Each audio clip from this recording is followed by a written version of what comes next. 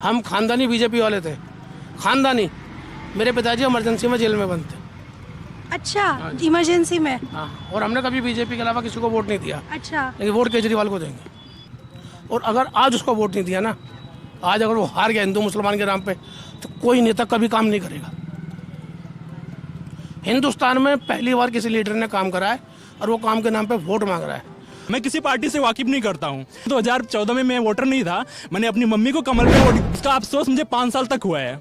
उसका अफसोस मैंने 5 साल तक किया है। या इस चुनाव में आपके हिसाब से बड़े मुद्दे क्या हैं?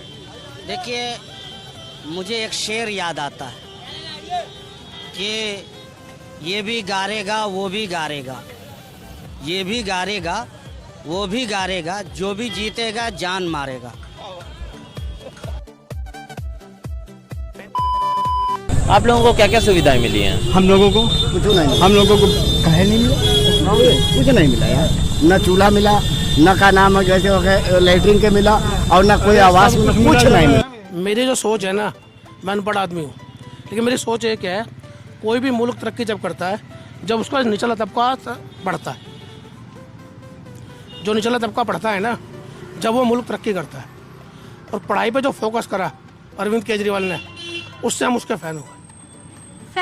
फैन हो गए। हम खानदानी बीजेपी वाले थे, खानदानी।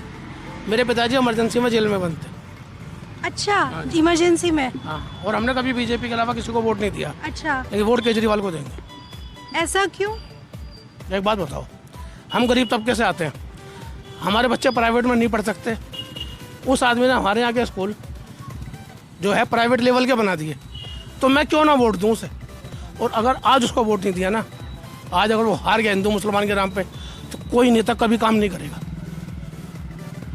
हिंदुस्तान में पहली बार किसी लीडर ने काम करा है और वो काम के नाम पे वोट मांग रहा है।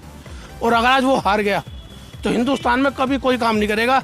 हर इलेक्शन हिंदू मुसलमान पे लड़ा जाएगा।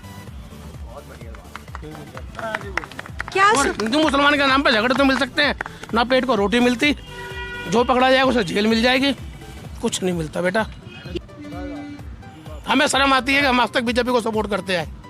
बहुत शर्म आती है अपने पिताजी पे, उन्होंने हमें जनसंघ का खून पिलाया। हमें ऐसा आदमी चाहिए, कोई भी हो, जो निचले तबके का काम करे। निचले तबके में खाली शेड्यूल कास्ट नहीं रहते, बहुत बनिए बामन भी निचले तबके में रहते हैं। मेरे बच्चे सरकारी स्कूलों में पढ़े हैं, वहाँ से पास आउट हुए हैं सब। बच्चे घर में आते थे मिट्टी में लिपटे हुए, पसीने में तरबतर, आत्मा रोती थी देख के।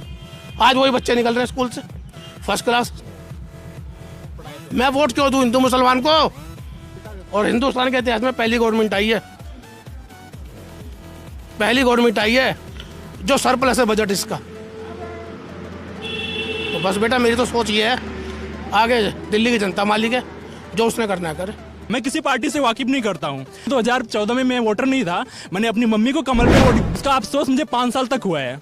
उसका अफसोस मैंने 5 साल तक किया है।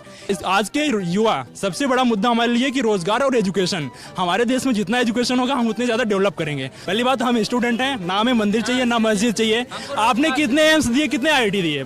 बीटेक वाले कुली बन के घूम रहे हैं, तो क्या पकौड़ा तले या कुली बने? क्या करें आप बताइए ना। हमें रोजगार चाहिए, हमें मंदिर मस्जिद से मतलब नहीं है। आप ये दिखाते हैं पाकिस्तान, हमें पाकिस्तान से भैया मतलब नहीं है। वी आर फ्रॉम इंडिया, हम इंडिया को नेशन को डेवलप करना चाहते हैं। पाकिस्तान बाढ़ में जाए उससे हम मतलब नहीं रखते।